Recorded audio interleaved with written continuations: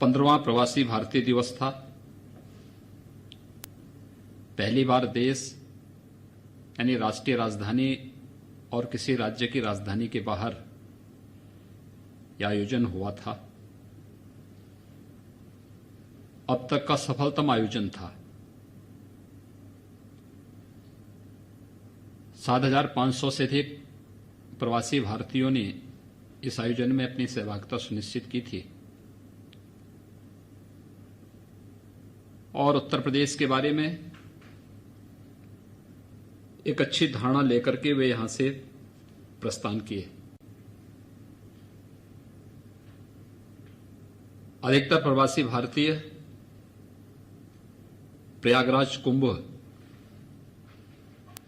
के आयोजन का भी आनंद लिए। इस अवसर पर उत्तर प्रदेश के जो प्रवासी नागरिक थे उन लोगों की उपस्थिति ने उस आयोजन को और भी सफल बनाने में एक बड़ा योगदान दिया था। हम लोगों ने कभी भी उनकी ताकत को पहचानने का प्रयास नहीं किया, जबकि जो प्रवासी भारतीय हैं दुनिया के तमाम वे देश भले ही छोटे हों, लेकिन उन देशों में उनकी अपनी जो राजनीतिक ताकत है वह भारत का भी एक बहुत बड़ा संबल बनता है। वे लोग अपनी जड़ों से जुड़ना चाहते हैं, लेकिन जोड़ने का कोई माध्यम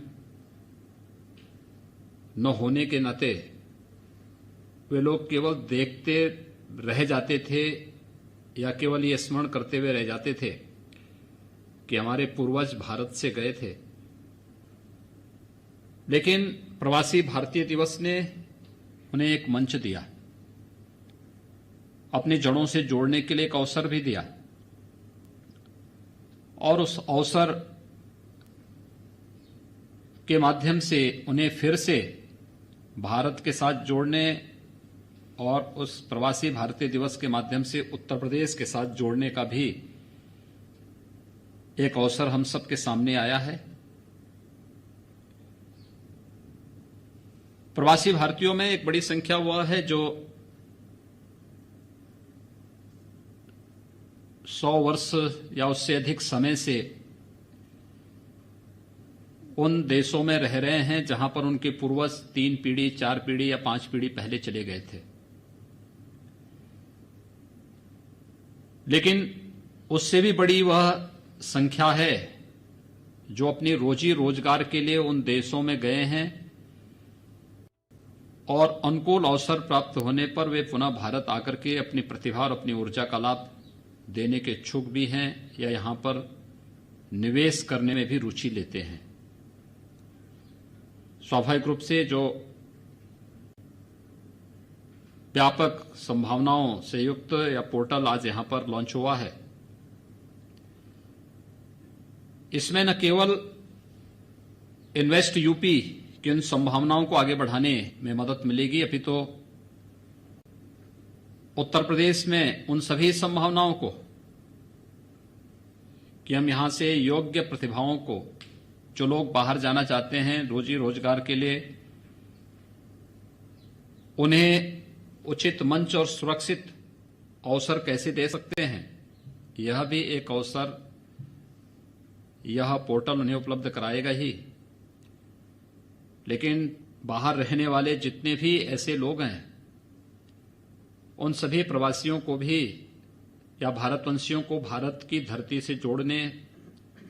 भारत में पर्यटन की संभावनाओं को आगे बढ़ाने, भारत में निवेश के लिए एक उचित माहौल देने के लिए भारत के एक ब्रॉड एम्बेसडर के रूप में कैसे उनकी भूमिका हो सकती है, इस रूप में भी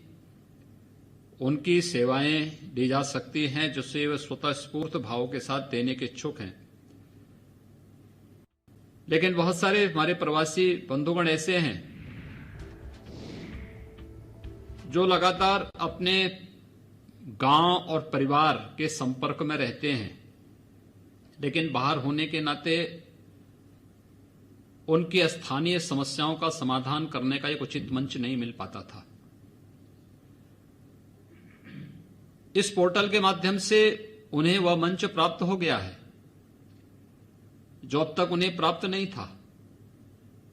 उनके घर की कोई समस्या है,